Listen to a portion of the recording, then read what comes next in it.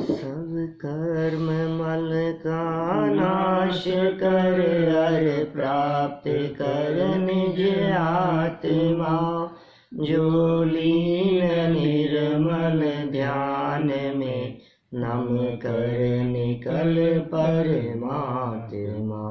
सब नाश कर घन घाति हरि अरिहंत पद को पा लिया। कर नमन उन जिन देव को यह काव्य पथ अपना लिया, यह काव्य पथ अपना लिया। योगेंदु देव द्वारा रचित यह योगसार नामक ग्रंथ है। सर्वप्रथम निकल परमात्मा को वंदन किया और फिर सकल परमात्मा को वंदन किया।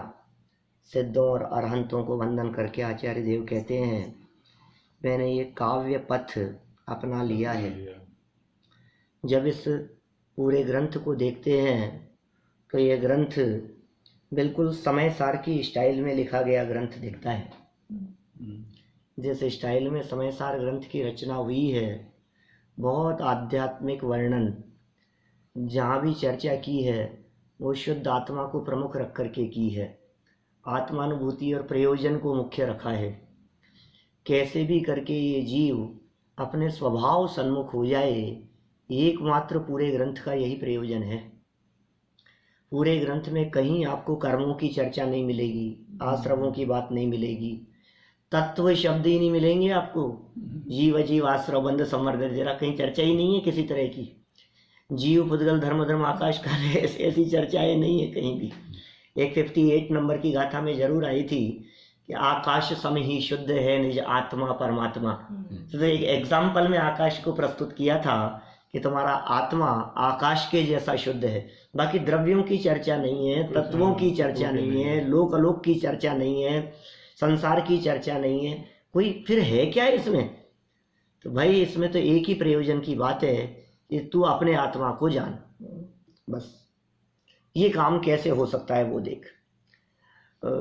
108 गाथाएं लिखी और इतनी गाथाओं के अंदर जो चर्चा की है, सिर्फ ये चर्चा की है भेद विज्ञान, भेद विज्ञान, भेद विज्ञान। जो सम्मर अधिकार के अंदर चर्चा की, भाव ये भेद विज्ञानम इदम अच्छिन्न धारेय तावत यावत पराच्युत्वा ज्ञानम ज्ञाने प्रतिष्ठते। 130वां कलश है। जब तक ज्ञान समस्त पर पदार्थों से छूटकर ज्ञान में ही स्थित न हो जाए, तब तक तुम भेद विज्ञान की भावना भाव, भेद विज्ञान का अभ्यास करो। कल हमने यहाँ जो गाथाएं पढ़ी थी उनमें 67 और 68 एक बार पढ़ते हुए उसी से आगे बढ़ते हैं हम, कि इसी से जुड़ी हुई सारी प्रक्रिया है आगे। सुख दुख के हेतु परिजन किंतु वे परमार्थ से मेरे नहीं, यह सोचने से मुक्त हो भव भार से। नागेंद्र इंद्र नरेंद्र भी ना आत्मा को शरण दे, यह जान कर इंद्र जन निज आत्मा शरणागत। इतनी सरल बात कही थी। सुख दुख के हैं हेतु परिजन कहे जाते हैं, सुख के हेतु कहे जाते हैं, दुख के कहे जाते हैं। कोई तो ये कहता है कि हम परेशान हैं हमारे चाचा जी से, कोई कहता है कि हम हमारे इनसे परेशान हैं, इन्होंने हमें दुखी कर रखा है, हम हमारे भाई से परेशान हैं, बंटवारे के चक्कर में। वो हैं तो परिजन, लेकिन दुख के हेतु बने हुए कि आपस में बहुत झगड़ा हो रहा है, कलह हो रही है, एक दूसरे से बात नहीं करते, संपत्ति के लिए भाई भाई झगड़ रहे हैं, कोर्ट केस हो रहे हैं। हिंदुस्तान में ऐसा कितनी जगह दिखाई देता है। तो दुख के हेतु हैं, कोई कहता है सुख के हेतु हैं, किंतु किंतु कह करके बात पलटती है। गलत फहमी में हो कि हम इनकी वजह से सुखी दुखी हैं। परमार्थ से वे मेरे नहीं, ये सोचो, ये सोचने से, देखो क्या कह रहे हैं, यह सोचने से मुक्त हो भव भार से। माने सिर्फ और सिर्फ सारी की सारी प्रक्रिया सोचने के ऊपर निर्भर कर रही है और कुछ नहीं है। सारा खेल सोच का है, सब विचार का खेल है।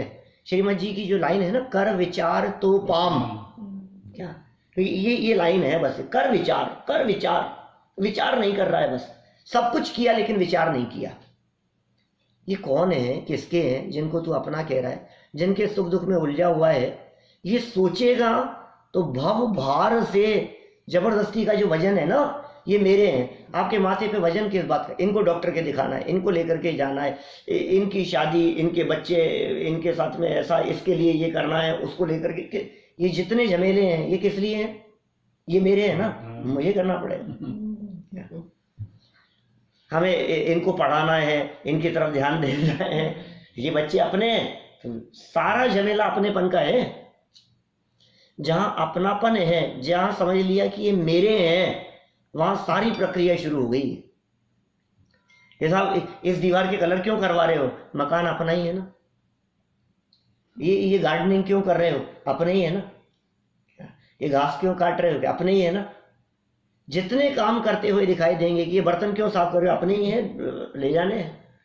जितने घर गृहस्थी के काम होंगे, परिवार से रिलेटेड काम होंगे, वो सब इसलिए होंगे कि ये अपने हैं। और जैसे ही आपने ये सोच लिया कि परमार्थ से मेरे नहीं, बस ये वजन उतर गया आपके माथे पर से, सारा वजन उतार दिया हमने। ये काम तो मुझे करना ही पड़ेगा, ये तो मेरी रेस्पॉन्सिबिलिटी, ये तो मेरा काम है। अभी हमारे वहाँ चल रहा था क्षत्र चूड़ामणि, चल रहा है ग्रंथ काफ़ी समय से, साल भर हो गया करीब करीब चलते हुए। तो उस ग्रंथ में बहुत महत्वपूर्ण चर्चा आई अतुल भाई। उसमें कहा 7वां लंब है, 7th चैप्टर, और 18 नंबर का श्लोक है। उसमें वो कहते हैं, हे जीव तेरा कर्तव्य क्या है। पहला ही वाक्य दिया, अपने आप को निजात्म तत्व स्वीकार करना ही तेरा कर्तव्य है।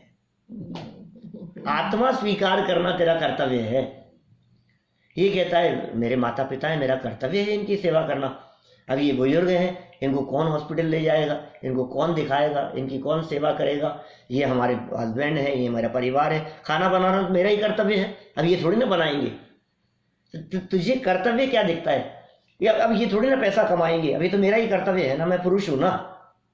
सुबह उठते ही पहले आप चाय क्यों बनाने लगते हो, घर की साफ सफाई में क्यों लग जाते हो, क्योंकि आप अपने आप को महिला स्वीकार करते हो। आपको ऐसा विकल्प क्यों नहीं आता है, क्योंकि हम अपने आप को वैसा स्वीकार नहीं। जो व्यक्ति अपने आप को जैसा स्वीकार करता है, उसके चित्त में विकल्प भी उसी तरह के आते हैं। आप यदि देह मानोगे तो देह संबंधी विकल्प खड़े होंगे। आप यदि पिता मानते हो अपने आप को, तो पुत्रों के प्रति कर्तव्य दिखाई देता है।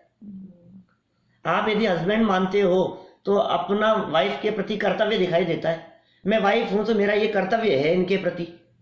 हम बच्चे हैं तो हमारा कर्तव्य भी हमारे माता पिता के प्रति।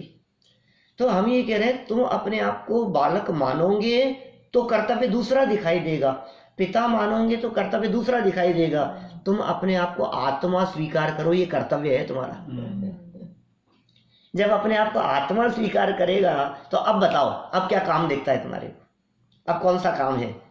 क्या आत्मा दिखता है तो आत्मा का कर्तव्य माने करने योग्य कार्य क्या है, मैं ज्ञाता दृष्टा हूं, ये आत्मा का काम है।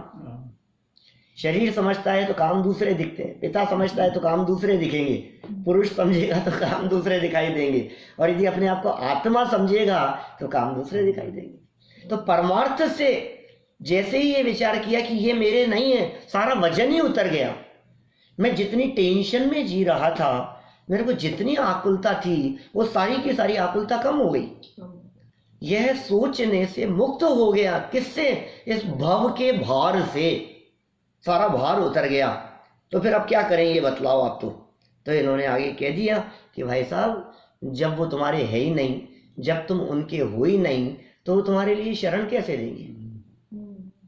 जो अपने होते हैं वे सहारा देते हैं, परायों से किसी तरह की उम्मीद नहीं की जा सकती। जब अपने ही बच्चे अपने को पलट करके जवाब दें, अपने हिसाब से ना चलें, तो फिर हम ये कहते हैं कि यार अभी अपने ही साथ नहीं देते तो पड़ोसी से क्या उम्मीद रखें। जब अपने ही पराये दिख रहे हैं तो दूसरों से क्या उम्मीद रखें। तो ये कह रहे हैं कि जगत में कोई शरण नहीं है, नागेंद्र, इंद्र, नरेंद्र, ना आत्मा को शरण दें। ये जो मुनिंद्र जन जानते हैं, ये जो मुनिराज जानते हैं, उनके लिए क्या कहा? निज आत्मा शरणावे। फिर किसकी शरण ले? अपने आत्मा की शरण ले लो। तो फिर साहब आत्मा की शरण लेने की बात कही और कहा कि ये परिवार मेरे नहीं है। ये कैसे भरोसा हो हमारे को? आपने तो कह दिया मेरे नहीं है।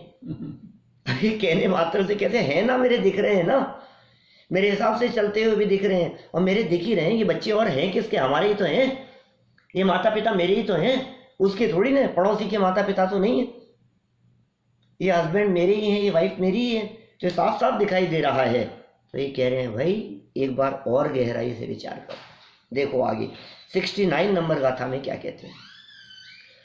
जन्मे मरे सुख दुख भोगे, नरक जावे एकला, अरे मुक्ति महल में भी जाएगा जिए एकला। तो कह रहा मेरे तो अपने दिखाई दे रहे हैं, छोड़ के आ गए ना। बोलो अभी ये साथ छूटता हुआ दिखाई देता है अभी तुरंत ही। आप कह रहे हो अपने अपने अपने, ये तुरंत साथ छोड़ देते हैं। कल इन्होंने छोड़ दिया था, आज उन्होंने छोड़ दिया। कैसा दिखता है?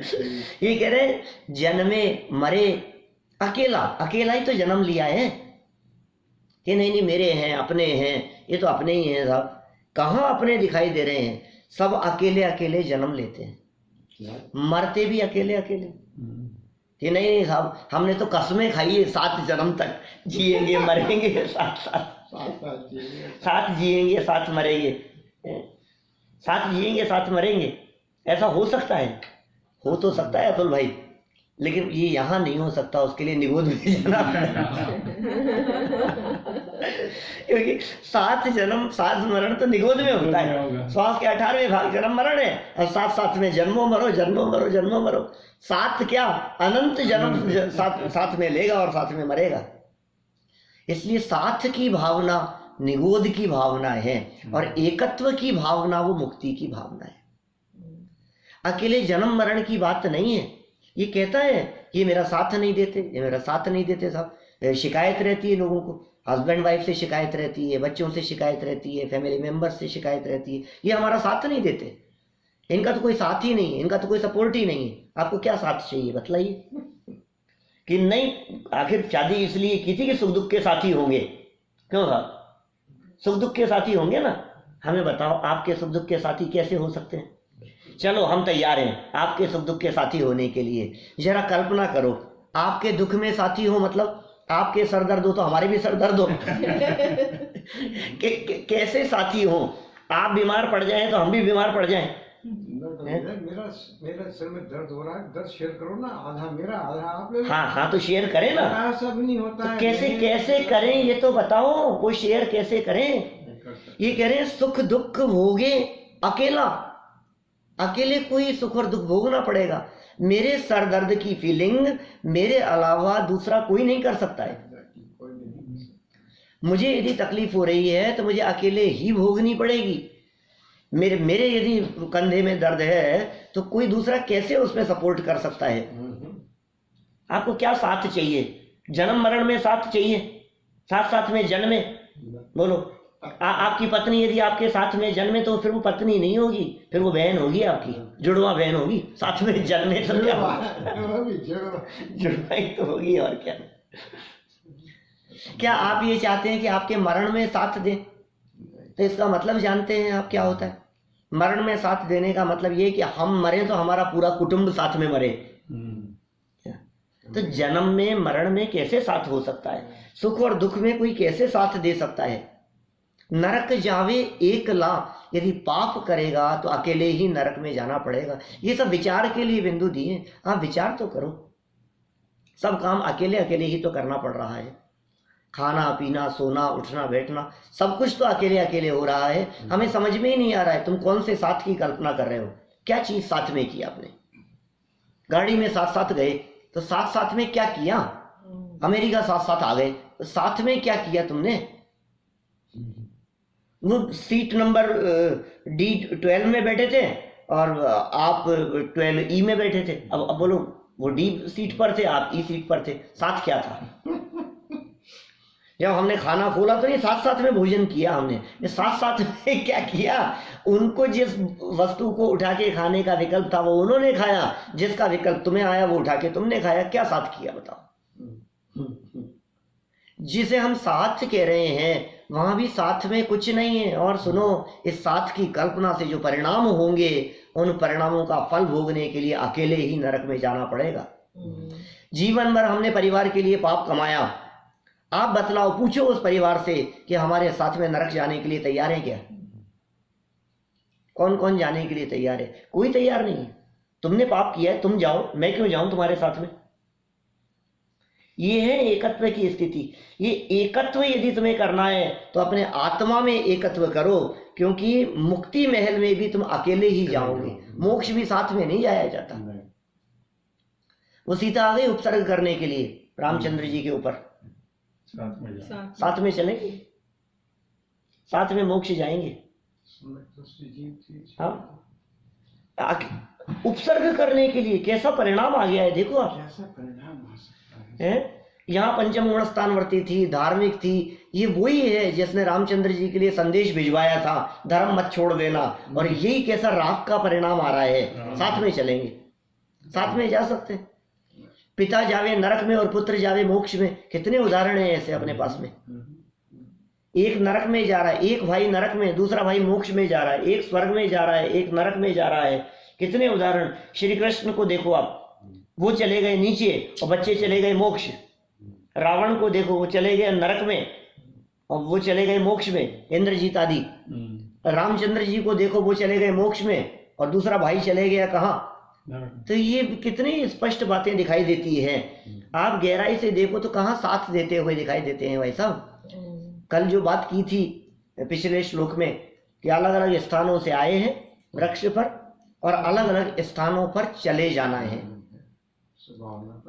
बस, और आगे पीछे जाना है सबको थोड़े टाइम के लिए। मैं आपसे पूछता हूँ, अनादि अनंत है ना मेरी लाइफ, तो एक्चुअल लाइफ मेरी कितनी है? अनादि अनंत। तो मेरे अनादि अनंत जीवन में इनका साथ कितनी देर के लिए है? अब यहां से यहां तक यदि मेरी लाइफ है तो इनका साथ कितनी देर के लिए है? जैसे आप कल्पना करो, यहां से लेकर के हमने बॉम्बे तक का सफर किया, यहां से लेकर के अहमदाबाद तक का सफर किया, जयपुर तक का सफर किया, अमेरिका से जयपुर गए, कितने घंटे का सफर है? मान लीजिए 30 घंटे का सफर है। अब उस 30 घंटे में कोई व्यक्ति हमारी बगल की सीट पे बैठा था, तो कितनी देर का साथ था उसका? आप उस साथ को कुछ गिनते ही नहीं है। आपको याद है अभी आप जब आए थे वहां से इंडिया से, तो आपके बगल में कौन बैठा था? क्या नाम था उसका? कुछ भी याद नहीं है। क्यों? अरे यार, इतनी सी देर के लिए साथ था, इसमें क्या दम है? आप यही तो कहोगे। थोड़ी देर के लिए साथ बैठे हैं, इसमें क्या हो गया? और हो सकता है आप वहां से निकलते हुए ये भी कहो कि अच्छा टाइम स्पेंड हुआ आपके साथ में, कि साथ में बैठे, अच्छा लगा। जो कुछ भी है वो खत्म हो गई बात वहीं। मतलब यदि 60 वर्ष की, 70 वर्ष की, 80 वर्ष की यदि हमारी लाइफ है, कितनी एज हो गई आपकी? तो 78 हो गई। 90 मान लो, नहीं तो आपको लगेगा 2 ही साल बता रहे हैं और ज्यादा। 90 वर्ष की हमारी लाइफ में यदि 24 घंटे का किसी के साथ में सफर था तो हम उसको कुछ नहीं गिनते हैं। माने 90 वर्ष के अंदर यदि एक दिन का साथ किसी अजनबी के साथ में था तो हमने कुछ नहीं गिना। हम कह रहे हैं अनादि अनंत हमारी लाइफ में 70 वर्ष का यदि किसी के साथ में साथ था तो वो क्या है? 70 वर्ष का साथ कितना पुराना साथ है बताओ? निश्चित तौर पर ये साथ बहुत, 70 वर्ष का साथ तो बहुत लंबा कह दिया। 70 वर्ष का साथ तो दादा तक का नहीं है, दादा भाई का 70 वर्ष का साथ 65 वर्ष का ही साथ हुआ है अभी तक। शादी को 65 वर्ष ही हुए, 70 वर्ष शादी को तो 70 वर्ष का साथ कहलाए। बच्चों के साथ में 70 वर्ष का साथ हो नहीं सकता। इसलिए नहीं हो सकता कि जब हम 22-25 के हुए थे तब तो वो हुआ था, तो इसका इतना छोटा तो हो ही गया ना। माता पिता के साथ 70 वर्ष का संबंध हो नहीं सकता। पत्नी के साथ में 70 वर्ष का संबंध बहुत मुश्किल का, कैसे हो? 22-25 के होने के बाद तो शादी हुई थी, उसके पहले तो अलग अलग ही थे ना। कितना स्पष्ट शब्दों में भाई ये बात कह रहे हैं।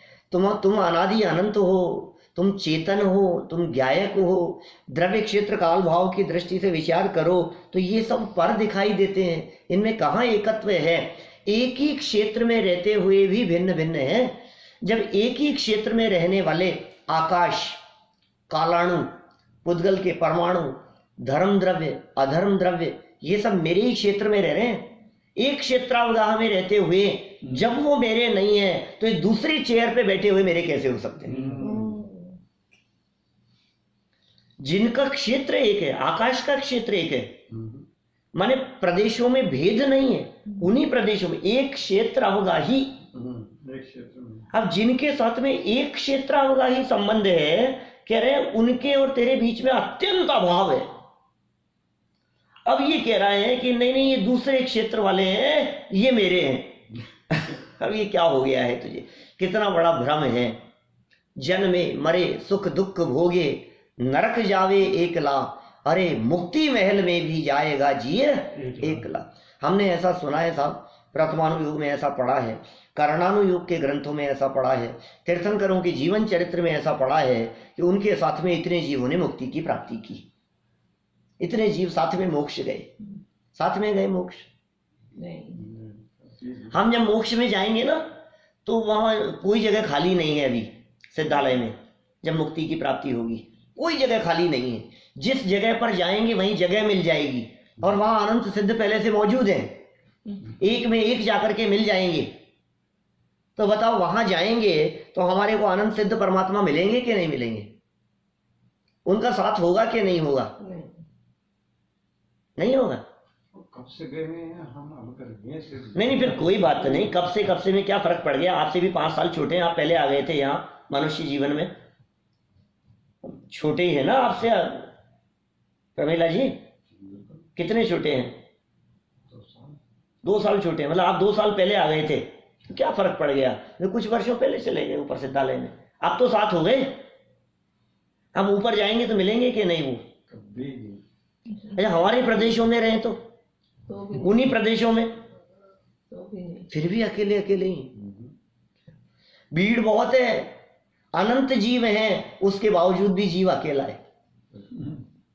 आप नहीं कहते हैं ऐसी बात? बेटे को स्टेशन पे छोड़ करके आए, पहली बार जा रहा है, ट्रेन में बिठा करके घर आए, उदास बैठे हुए थे। इतने में कोई मित्र आए कि क्या हुआ, उदास कैसे बैठे हो? कि नहीं नहीं वो बेटा अकेला गया है, पहली बार गया है, अकेला गया है। फिर अगला ही वाक्य कहता है थोड़ी देर में ट्रेन में भीड़ बहुत थी।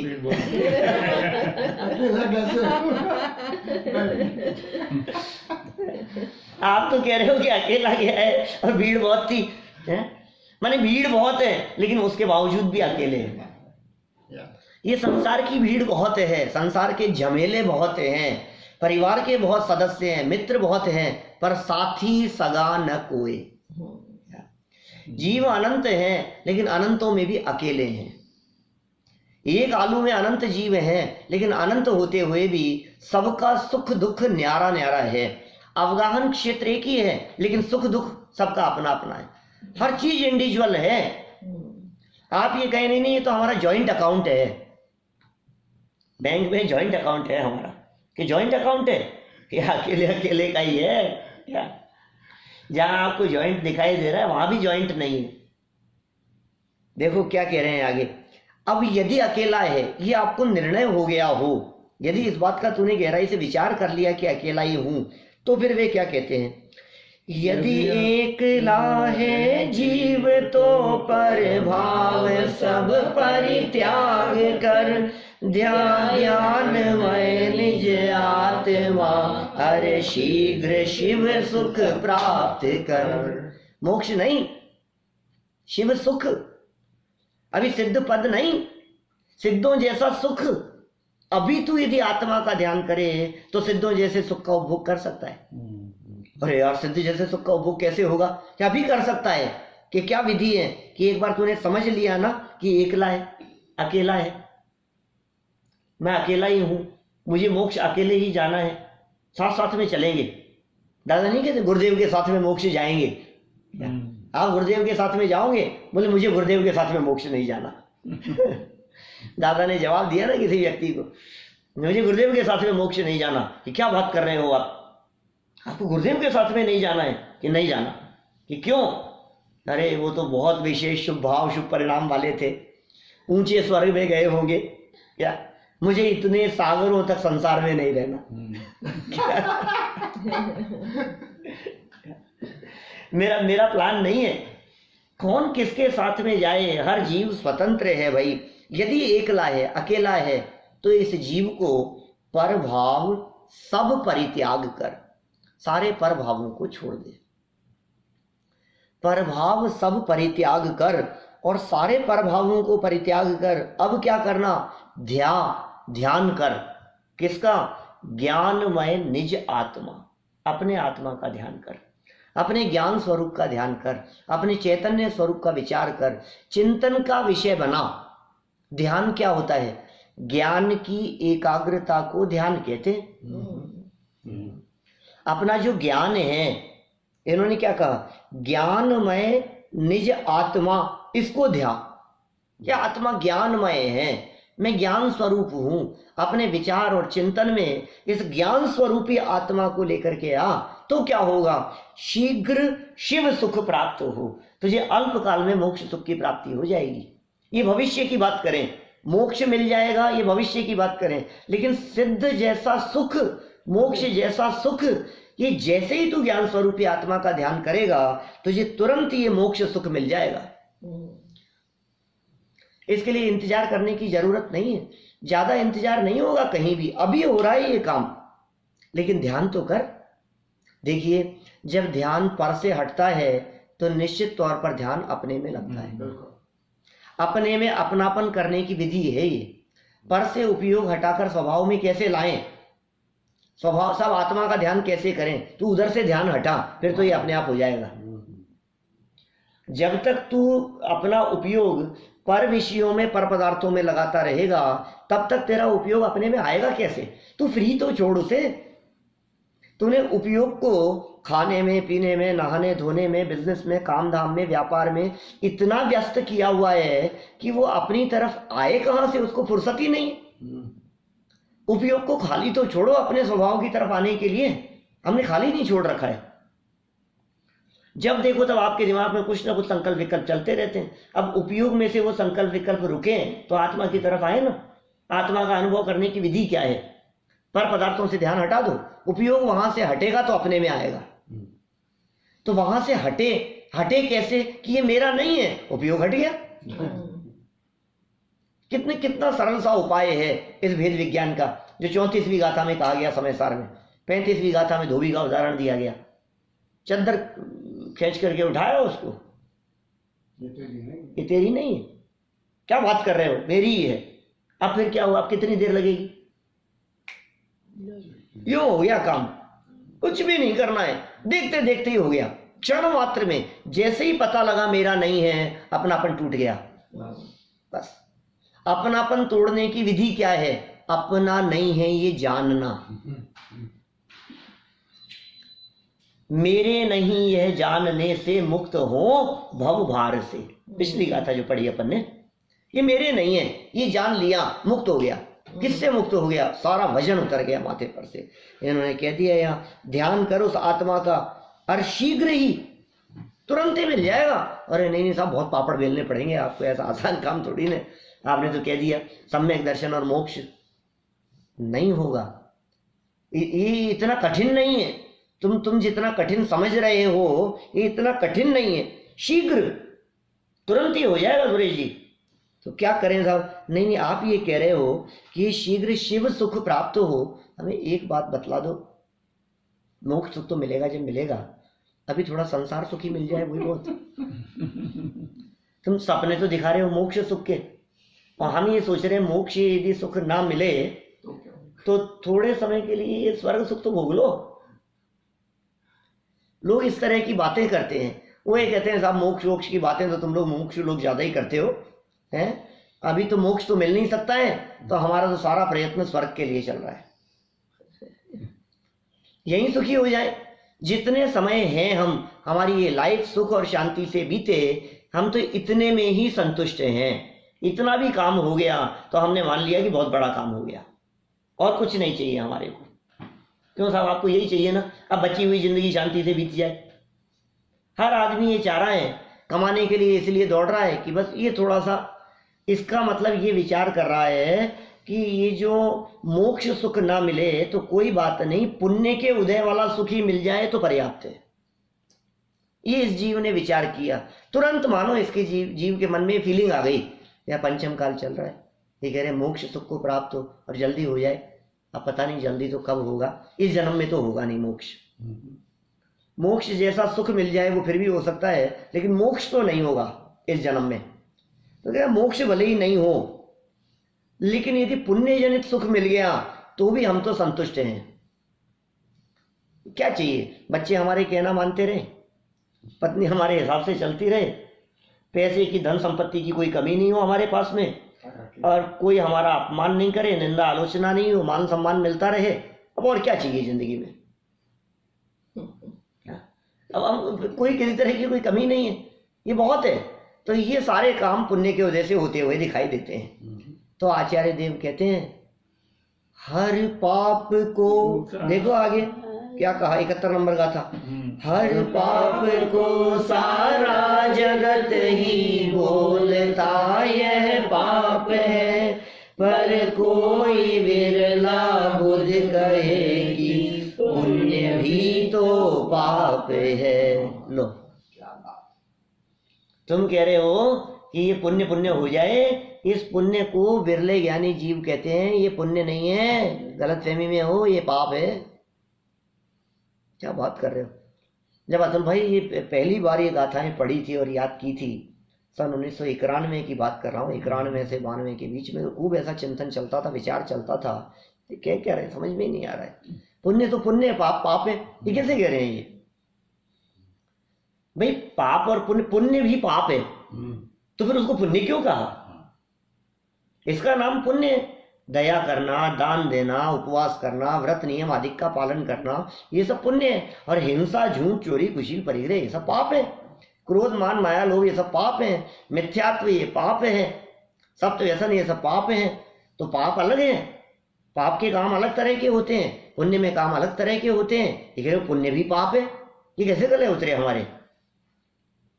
ये पुण्य को आप पाप नहीं कह सकते हो, लेकिन ये क्या कह रहे हैं, सारा जगत कुछ भी कहे, लेकिन कोई विरले महापुरुष ऐसे मिलेंगे जो बहुत दुर्लभ है। ये जो वाणी निकलती है पुण्य को पाप कहने वाली, ये कोई दुर्लभ महापुरुषों की वाणी है। ये सहज नहीं है, ये हर व्यक्ति नहीं कहेगा ये बात। इस 2000 वर्ष की परंपरा में कितने लोगों ने ये बात कही? या तो कुंद स्वामी ने कही, क्या, या योगेंद्र देव ने ये बात कही, और मतलब और कहाँ मिलती है? अमृत चंद्राचार्य देव ने व्याख्या करते हुए कह दिया, जयसेनाचार्य ने कह दिया। कितने लोग मिलेंगे आपको? आप यदि बहुत बारीकी से उसके व्याख्याकारों को भी गिन लो तो 50 से ज्यादा लोग नहीं मिलेंगे आपको पिछले 2000 वर्ष में, जिन्होंने पुण्य को पाप कह करके पुकारा है, जिन्होंने पुण्य और पाप की समानता की चर्चा की है। ये पुण्य और पाप दोनों समान हैं। देखो, ये वो ज्ञानी जीव कह रहे हैं जो ज्ञानी जीव उस पुण्य को पाप जैसा फील कर रहे हैं। अतुल भाई, अभी हम अपनी जबान से भले ही ये कह देंगे पुण्य भी पाप जैसा है, पुण्य भी पाप जैसा है, बट फीलिंग क्या चल रही है आपको ये बताओ? पुण्य अच्छा है, पुण्य अच्छा है, यही फील कर रहे हैं हम। और आप पुण्य को अच्छा तो फील कर रहे हो और पुण्य को पाप कह रहे हो, तो झूठ बोलते हो तुम। आपको पुण्य में पाप जैसी फीलिंग हो, आपको ये शुभ परिणाम अशुभ जैसी आकुलता वाला दिखाई देवे, आपको उसमें वैसी तड़प और बेचैनी दिखाई देवे कि यार सुहाता नहीं है, ये स्वाध्याय मुझे सुहा नहीं रहा है, ये फीलिंग आ रही है। हमें नहीं सुहा रहा है। ये जो स्वाध्याय हो रहे हैं, ये जो कक्षाएं चल रही है, ये जो शिविर लग रहे हैं, यार बहुत जंजाल लग रहा है मेरे को। ये जंजाल, हाँ अभी के लिए तो ये सही है, क्योंकि अभी तो पाप में ज्यादा जा रहे हैं, तो कंपैरेटिवली तो फॉर नाउ हमारी स्टेज में तो दिस इज ये बेटर है। कहाँ? फिर आगे जब ये बेटर है, किससे बेटर है? संसारी काम से पाप, संसारी काम से पाप से बेटर है। पाप से कितना बेटर है? 2 गुना, 5 गुना, 10 गुना। आत्मा में जाने के लिए। आत्मा में जाने के लिए ठीक है, लेकिन पाप से बेटर है नहीं है। लेकिन पाप से कितना बेटर है? हमारे लिए तो ये जो मोक्ष मार्ग प्रकाश ग्रंथ है ना, इसमें मोक्ष तत्व का अन्यथा स्वरूप, पेज नंबर होगा 231 करीब। क्या 7 तत्व संबंधी अन्यथा रूप का प्रकरण चल रहा है। 224 से शुरू हुआ वो प्रकरण, जीव अजीव तत्व संबंधी भूल का। तो पेज नंबर 231-32 के आसपास मोक्ष तत्व का अन्यथा स्वरूप बतलाया, और वहां उन्होंने ये तर्क दिया इस तरह का जो मैं कह रहा हूं आपसे, कि पाप से तो भला है। कितना भला है पाप से? कि सब 100 गुना, 1000 गुना। कई हमारे साथी हैं ऐसे जो ऐसी चर्चा करते हैं, जो दूसरे पक्ष वाले हैं ना, जिनको ये पक्ष सुहाता नहीं है, वो चर्चा करने बैठते हैं। विद्वान लोग कई कभी साथ में बैठते हैं तो ऐसा कहते हैं, यार तुम्हारी बातें जचती नहीं है हमारे को, तुम कम से कम इससे तो भला कहो, तुम इस बात को स्वीकार तो करो कि ये पाप से भला है, ये पाप से अच्छा है, इसको मानो तो सही। तो हमने एक दिन कह दिया उनसे, बहुत वर्षों पुरानी बात होगी, साथ में बैठे थे, और मैंने कहा कि चलो ठीक है यार, वो हम भला मानने के लिए तैयार हैं। कितना भला कहें? बोले कम से कम 10 गुना भला तो कहो, पाप से इतना भला तो है पुण्य। तो हमने कहा हम पुण्य को पाप से 100 गुना भला कहते हैं। बोले यार ये तो बहुत अच्छी बात है। अब हमारा अगला प्रश्न यह है कि पाप कितना भला है? पाप भी भला है क्या? कि पाप तो भला नहीं है, बिल्कुल भला नहीं है। 100 गुना हो गया। पाप कितना भला है? पाप यदि इतना भला है तो उससे 100 गुना भला है पुण्य। डिफरेंट एंगल है पाप से 1000 लाख गुना अच्छा है साहब, इससे तो लाख गुना अच्छा है। लेकिन ये कितना अच्छा है कि ये तो नालायक है, तो इससे लाख गुना अच्छा कैसा होगा? माने आपका कहना सही है कि अशुभ भाव से शुभ भाव की तरफ आता है, फिर शुभ भाव से शुद्धोपयोग की तरफ बढ़ेगा, क्रम तो यही है क्या? लेकिन यदि दोनों में तुलना करें हम कि ये इससे अच्छा है, उससे अच्छा नहीं है, उसका जुड़वा भाई है, यह आपको भ्रम है। इसका वेश अलग दिखाई दे रहा है, अलग वेशभूषा में दिखाई दे रहा है। जुगल जी बाबू जी ऐसे शब्दों का प्रयोग करते थे, एक नहाया हुआ है और एक बिना नहाया हुआ है हरिजन। अब देख लो आप, एक गंदगी साफ करके आया है, अभी गली में से कीचड़ में से निकला है साफ करके, और बिना नहाया हुआ है, और एक घर से नहा धो करके साफ सुथरा सामने आया है। ये 2 व्यक्ति दिख रहे हैं, बोलो दोनों में से कौन अच्छा है? दोनों में से किसके हाथ का भोजन करने के लिए आप तैयार हो? अब तो खैर जमाना ही बदल गया है, बोलो आप। तो आपको क्या लगता है? नहीं दोनों एक जैसे हैं, तो एक नहाया हुआ एक बिना नहाया हुआ, दोनों की रगों में वही खून बह रहा है। अमृत चंद्राचार्य जी ने जो एग्जाम्पल दिया शूद्रा के जुड़वा पुत्रों का, नाटक समय सार में बनारसी दास जी ने उसका भावानुवाद लिखते हुए कितना सुंदर लिख दिया, याद होगा चंद? एक ही समय तत्व ज्ञान पाठमाला भाग 2 में दिया है, परीक्षा देते समय याद नहीं किया है। माने ये चर्चाएं इतनी गहराई से आई है उन पाठमालाओं में। देखो आप, ये चर्चा वहां जब मैं कह रहा था आपको, ये लाइन जब मैंने पढ़ी उस जमाने में तो लगता था कि कैसे कहा है। फिर मैंने गहराई से विचार किया उसके बारे में और पाप की परिभाषा देखी, क्योंकि पाठमालाएं पढ़ते पढ़ाते थे ना उस समय में, तो उस समय में देखा बालबोध पाठमाला भाग 2 और पाप की परिभाषा। पाप की क्या परिभाषा लिखी है बोलो? जो संसार में नहीं पाप की क्या परिभाषा लिखी है? बालबोध पाठमाला भाग 2 की कह रहा हूं। जैसे आप लोग नहीं बता पा रहे हैं ना, ऐसे ही हमारी सभा में 50 लोग बैठे थे, रहस्यपूर्ण चिट्ठी पर प्रवचन चल रहे थे, मोक्ष मार्ग प्रकाशक खत्म हुआ था। 25 साल से सभा में बैठे हुए लोग वो पाप की परिभाषा नहीं बता पाए। रहस्यपूर्ण चिट्ठी के अंतिम प्रवचन में सुनोगे आप। तो मैंने ये कहा कि क्या अब बालबोध पढ़ाना पड़ेगा? तो एक व्यक्ति ने बात पकड़ ली और प्रवचन खत्म होने के बाद में कहा कि अब आप बालबोध पढ़ाओ। फिर बालबोध शुरू कर दिया हमने उस सभा में, क्या मार्च 2017 में शुरू किया, फिर एक बार चलाए। उसमें परिभाषा दी है, दुख का कारण बुरा कार्य ही पाप है। बालबोध पाठमाला भाग 2 दूसरा पाठ है पाप। उनकी इतनी गहराई है दादा की इन पुस्तकों में, बहुत गहराई है। दुख का कारण बुरा कार्य ही पाप है। इस परिभाषा को जब मैंने गहराई से देखा तो मुझे ये बात मिली इसमें। ये पुण्य इसलिए पाप है, क्यों? दुख का कारण है। क्या बात कर रहे हैं? ये शुभ भाव दुख के कारण है कि हाँ, ये आकुलता उत्पन्न करने वाले हैं, ये बेचैन करने वाले हैं, ये परेशान करने वाले हैं।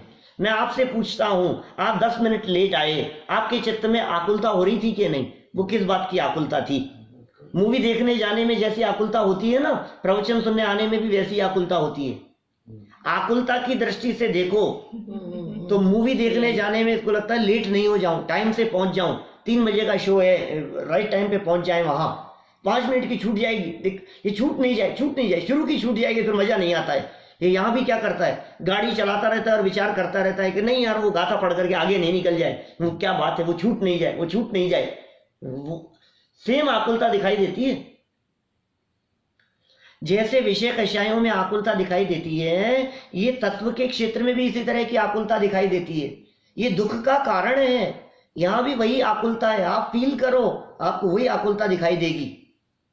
8 बजे तक का प्रवचन का समय है, 8:15 तक चलता रहे तो अंदर से आकुलता होने लग जाती है। अब ये किस बात की आकुलता है? विधान चलते चलते ये ऐसे ऐसे पेज बदल करके देखने लगता है, अब कितना बाकी है, क्या कर रहे हैं, बीच बीच में इतना बोलते हैं ये कैसे पूरा करेंगे? ये हो क्या रहा है बताओ? हमें पता ही नहीं लग रहा है कि हम पाप कर रहे हैं। ये जो परिणाम है, ये सारे परिणाम पाप परिणाम हैं जो पुण्य के काल में है। ये पुण्य भी पाप का सहयोगी है, ये जुड़वा भाई है, ये एक दूसरे को छोड़ करके रहते नहीं है। ये वीतरागी संतों ने लिखा है, पुण्य की चाह माने बिना ही अनजाने में पाप की चाह। जिसने पुण्य को चाहा, इसका मतलब उसने अनजाने में पाप को चाह लिया। ना समझेंगे कि नहीं साहब हम पाप को क्यों चाहेंगे, हम तो पुण्य को ही चाह रहे हैं। सुनो, यदि तुमने पुण्य को इनविटेशन दिया है तो पाप अपने आप आएगा। जैसे आपने यदि किसी व्यक्ति को निमंत्रण दिया, हस्बैंड वाइफ को बुलाया आपने, तो उसके 2 साल का बच्चा बिना निमंत्रण के आता है ना, साथ में ही आएगा, तो ये तो उसमें शामिल है। तो ऐसे आपने पुण्य को बुलाया, बोले चिंता मत करो, ये पाप तो आएगा ही साथ में, ये पीछे पीछे आ रहा है, थोड़ा सा पीछे हो सकता है, ये साथ छोड़ते ही नहीं है। संसार दशा में ऐसा कभी नहीं हुआ कि पुण्य ने पाप का साथ छोड़ दिया हो या पाप ने पुण्य का साथ छोड़ दिया हो। ये हमारे शरीर के 2 पांव की तरह है, पैरों की तरह है। जब आप चलते हैं तो कभी राइट आगे होता है, लेफ्ट पीछे रह जाता है।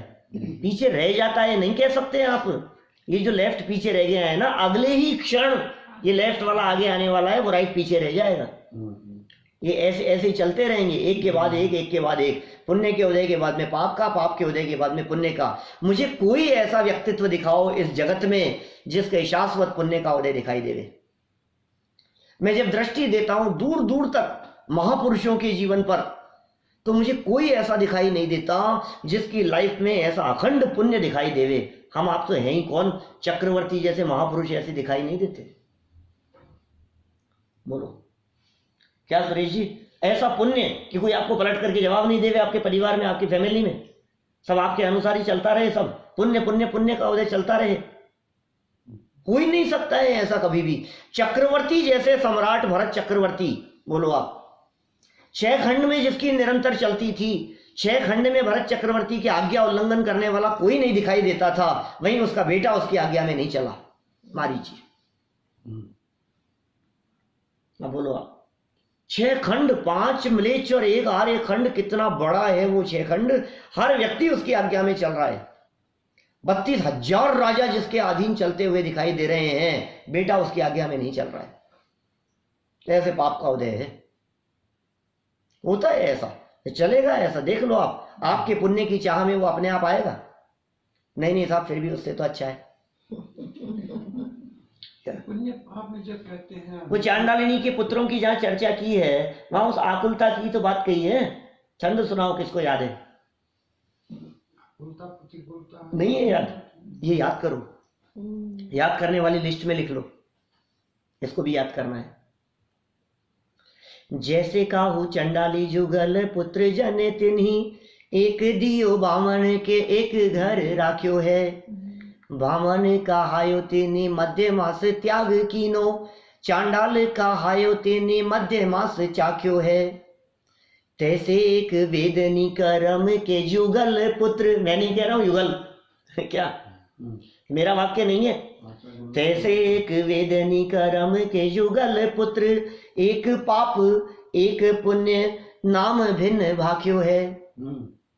किंतु दोहु माई दौड़ धूप, पुण्य और पाप में दोहु माई दौड़ धूप, दोहु कर्म बंध रूप। याते ज्ञानवंत नहीं को अभिलाख्यो है। इसलिए ज्ञानी जीव दोनों में से किसी की भी अभिलाषा नहीं करते हैं। दोहु माई दौड़े धूप, दोहु कर्म बंध रूप, याते ज्ञानवंत नहीं को अभिलाख्यो है। ज्ञानी जीव दोनों में से किसी की भी अभिलाषा नहीं करते। दोनों में आकुलता, दोनों में टेंशन, दोनों में घबराहट, दोनों में परेशानी। किसको चाहे हम? दोनों में से दोनों में बंधन दिखाई दे रहा है। पाप यदि बांधने का काम कर रहा है तो पुण्य भी बांधने का काम कर रहा है। मुक्ति दोनों में नहीं है। फिर भी साहब जब तक मुक्ति ना मिले तब तक तो पुण्य अच्छा है। अकेला पुण्य नहीं आएगा, पाप भी साथ में आएगा। बोलो, ये चाह खोटी है। समस्या ये है, ये जो चाह है ना, ये खोटी है। होगा शुद्धोपयोग होगा, उसके पहले निश्चित तौर पर शुभोपयोग भी होगा, लेकिन शुभोपयोग रहने लायक है। इतना विकल्प आने मात्र से गुणस्थान गिर जाता है। आपको मालूम है, छठे सातवें गुणस्थान में सातवां गुणस्थान शुद्धोपयोग का और छठे में शुभ। छठे गुणस्थान, सातवें गुणस्थान से छठे गुणस्थान का काल दुगना है। सातवें गुणस्थान से छठे गुणस्थान का काल दुगना है। इसका मतलब यदि सातवें गुणस्थान का काल 15 मिनट है तो छठे गुणस्थान का काल मिनिमम आधा घंटा होगा, उससे दुगना काल है।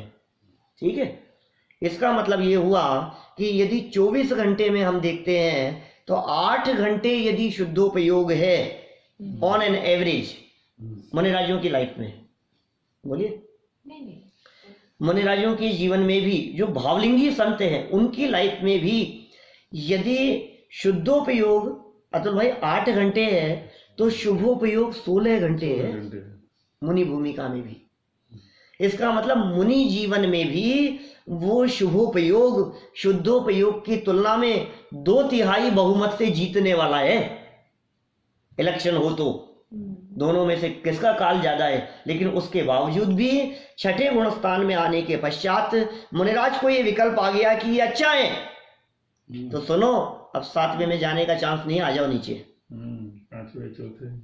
5वें में आ जाओ, चौथे में आ जाओ। शुभ को भला जान लिया तो गुणस्थान नीचे। शुभ की सार्थकता इसमें है कि शुभ करने योग्य नहीं है, शुद्धोपयोग हो, इसमें शुभ की सार्थकता है। छठे गुणस्थान के काल में यदि वे 7वें में जाने का प्रयास न करें, छठे के काल में यदि वे शुद्धोपयोग की भावना न भाए, छठे के काल में रहते हुए विकल्पात्मक भूमिका में निर्विकल्प की भावना न हो, तो वो विकल्प निरर्थक है।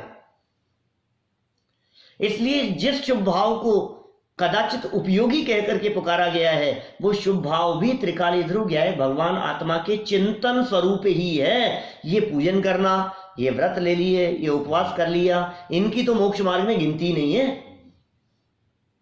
ये सब फिर भी भले तो है ना, ये पाप से तो बचाया ही ना। कल वो चर्चा कर रहे थे, ये कम से कम उसने दही का त्याग तो किया ना, 24 घंटे के लिए ही किया। इतना तो त्याग कर लिया। लोग नियम लेते हैं इस तरह के, आज हमारे मीठे का त्याग है, आज हमारे घी का त्याग है, आज हमारे इस चीज का त्याग है, तो कम से कम थोड़ा तो अच्छी बात है ना, बेटर तो है ही ना। आखिर नहीं करने वाले से तो अच्छा ही है ना। क्या अच्छा है भाई, तुम एक बार ये गहराई से समझो तो तुम्हारे को समझ में आ जाए ये अच्छे बुरे की कल्पना कितनी खोटी कल्पना है। हम ये नहीं कह रहे हैं कि ये शुभ भाव छूट जाएगा, इतना कहने के बावजूद भी ये तो चलेगा। अरे मुनि भूमिका में चल रहा है जब हम श्रावकाचार की बात करेंगे, जब हम चरणानुयोग की विवक्षा से बात करेंगे, तब तो यही कहेंगे देव पूजा गुरुपास्ति स्वाध्याय संयमस्तप है दानम चेति गृहस्थानाम षट कर्माणि दिने दिने। ये प्रतिदिन षट आवश्यक करने योग्य है, हम यही कहेंगे। जब षट आवश्यक पढ़ाएंगे तो हम यही कहेंगे देव की पूजा, गुरु की उपासना, स्वाध्याय संयम तप दान ये सब करने योग्य हैं, ये सब करो। षट आवश्यक वाला पाठ पढ़ना, वितरक विज्ञान पाठमाला में श्रावक के षट आवश्यक वाला पाठ दिया है। पता है अतुल भाई साहब उसमें क्या कहा है उन्होंने? ये तो आवश्यक है ही क्या, इन सबको व्यवहार से आवश्यक कहा गया है, निश्चय से तो ज्ञायक स्वभाव की अनुभूति ही आवश्यक है। वो ना हो क्या तो फिर मजबूरी में इसमें आकर के रुकना पड़ता है, मजबूरी में यहां आना पड़ता है ये पूजन करने के लिए। मैं क्या करूं? जब अपने में नहीं रहा, जब स्वभाव में नहीं रह पाए तो फिर ये वो बोलते ना शांति पाठ में बहुत सुंदर लाइन की है, पूजा का किया विसर्जन और पाप भाव में पहुंच गया। अब तक की आगे क्या लिखा है? अब तक की मूर्खता, भारी भारी मूर्खता की मैंने ये। तो पूजा किस लिए की थी? ये पाप भाव में जाने के लिए कि नहीं? नहीं, इस असली पूजा का भाव तो ये था कि प्रभु तेरे मेरे अंतर को अविलंब निरंतर से भर दो। क्या अब निश्चित तेरे सदृश प्रभु अरहंत अवस्था पाऊंगा। सार्थकता तो ये थी कि तेरी पूजन करते करते मैं इतना पूजन में और इतना तुम्हारे में तल्लीन हो जाऊं कि तुम्हारे में और मेरे में किसी तरह का कुछ भेद ही नहीं दिखाई देवे और वो अभेद होकर के अभेद स्वरूप की अनुभूति हो जावे। ये पूजन का प्रयोजन था। तुम्हारे निकट तो इसीलिए आया था, तुम जैसा सुख प्राप्त करने के लिए। वंदे तद गुण, तुम्हारे जैसे गुणों की प्राप्ति के लिए तुम्हारे पास में आया था। लेकिन मूर्खता क्या हुई? ये आकर के बैठा, थोड़ी देर बातें की तुम्हारे सामने और फिर उसके बाद में क्या हुआ? पूजा का किया विसर्जन और अब पाप भाव में चला गया। ये क्या हुआ? ये पुण्य पाप में जाने के लिए हुआ था, इस शुभ भाव की सार्थकता पाप में चले जाने के लिए। बोलो, हम उस पुण्य को सार्थक कहते हैं। आपका कहना था ना कि पुण्य को सार्थक कहो, हम उस शुभ भाव को सार्थक कहते हैं जो शुभ भाव शुद्धोपयोग का कारण हो, शुद्धोपयोग का हेतु बन जावे। कारण किस अपेक्षा से? पूर्व क्षणवर्ती पर्याय की अपेक्षा से, परंपरा से। ये पूर्व क्षणवर्ती पर्याय थी जिसके बाद में जिसको लात मार के हम ऊपर चढ़े वो पुण्य हमने कहा कि चलो ठीक है। वो कौन सा पुण्य हो सकता है? वो सिर्फ और सिर्फ वही होगा विचार और चिंतन वाला, वस्तु स्वरूप विचार, आत्म स्वरूप का विचार, त्रिकाली दुर्ज्ञाय भगवान आत्मा का विचार। ये विचार नहीं किया। हर पाप को सारा जगत पाप कहता है, ये पाप है, ये पाप है, ये पाप है। लेकिन पुण्य भी विरले लोग कहते हैं पुण्य को भी पाप। ये योगेंदु देव उन विरले महापुरुषों में से हैं जो पुण्य को भी पाप कह करके पुकार रहे हैं। और कर्णानुयोग की दृष्टि से सिद्ध कर सकते हैं हम क्या? ये पॉइंट तो ऐसा है, इस पॉइंट के ऊपर अतुल भाई घंटों चर्चा करें और हम सिद्ध करें इस चीज को और आप मानने को तैयार हो जाओ कि यह बात तो सच्ची कह रहे हो आप। बात तो ऐसी है जो आपने भला कहा ना। मैं कई उदाहरण देता हूं इस संबंध में। बतलाओ, हम यहां से कहीं शादी पार्टी में जा रहे थे, बॉम्बे जा रहे थे, सूरत से रवाना हुए बॉम्बे जाने के लिए।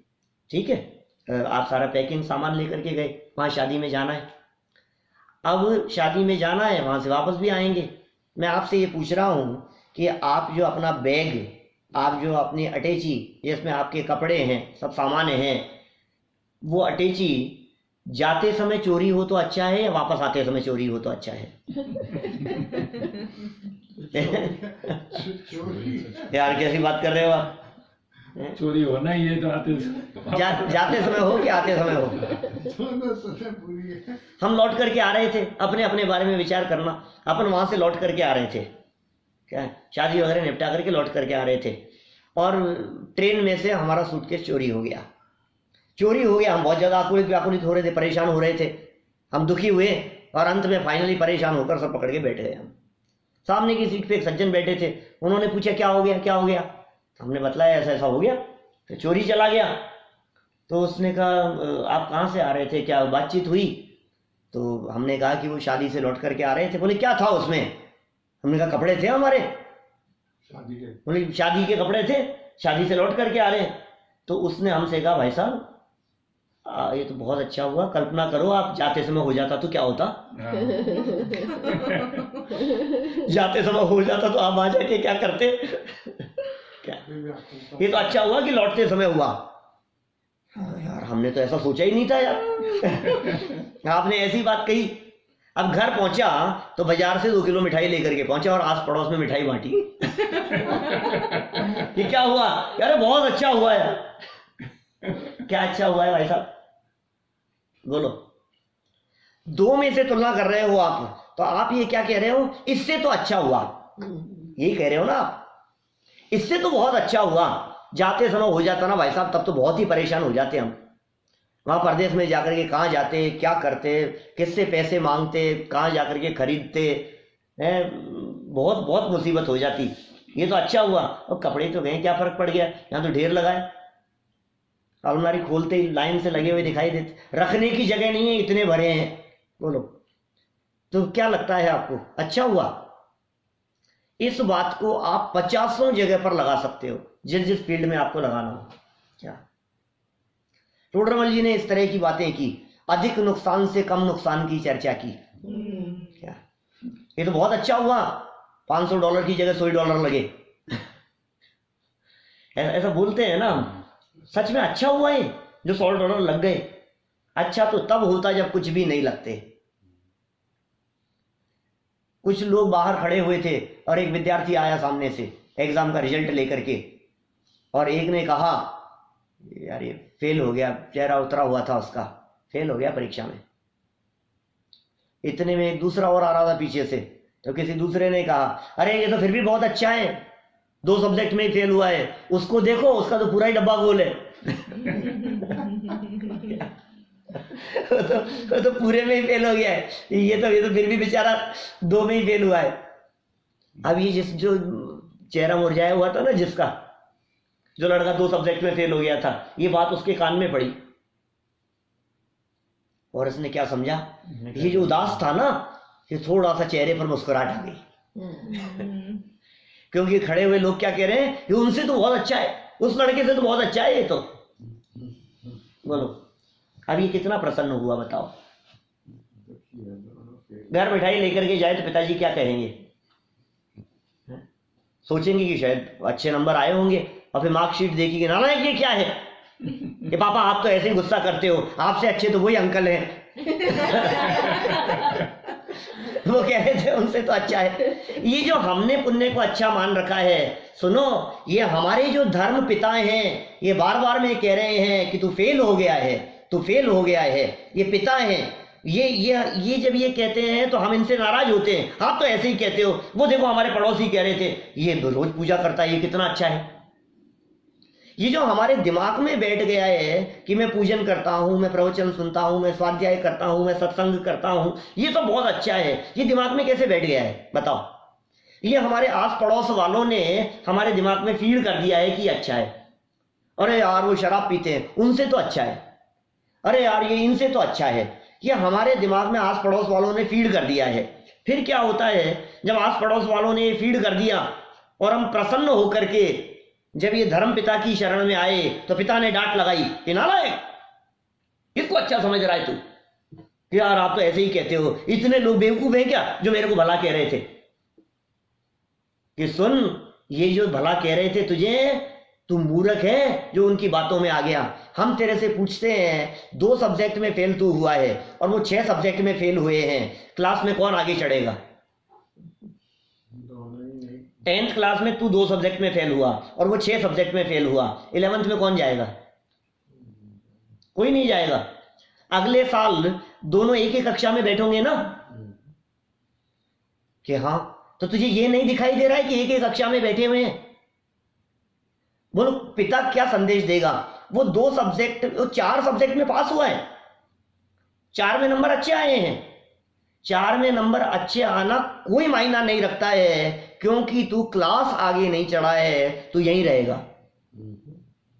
समझदार पिता की दृष्टि इसी बात पर है कि तू क्लास आगे नहीं चढ़ा है। ये समझदार पिता हमारे को ये कह रहे हैं कि पाप और पुण्य ये दोनों साथ में थे।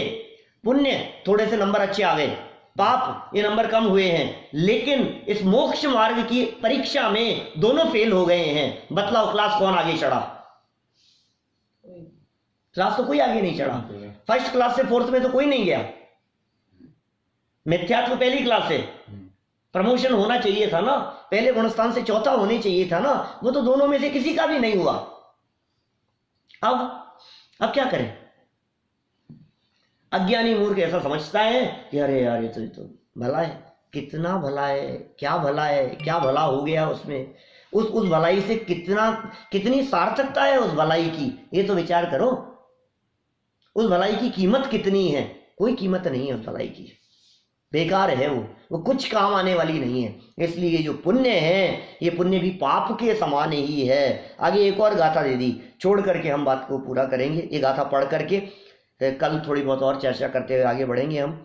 लोह और सुवर्ण की बेड़ी में अंतर है नहीं, शुभ अशुभ छोड़े ज्ञानी जन, दोनों में अंतर है नहीं। आचार्य कुंद स्वामी का पूरा पुण्य पाप अधिकार यहाँ आ गया इन दो गाथाओं में। लोहे और सोने की बेड़ी में अंतर नहीं है, इसलिए ज्ञानी जन दोनों को छोड़ते हैं, दोनों में कोई अंतर नहीं है। हम भी इन दोनों को समान जानकर, इन दोनों को छोड़कर इनसे ऊपर उठने का प्रयास करें। इसी भावना से बात को यहीं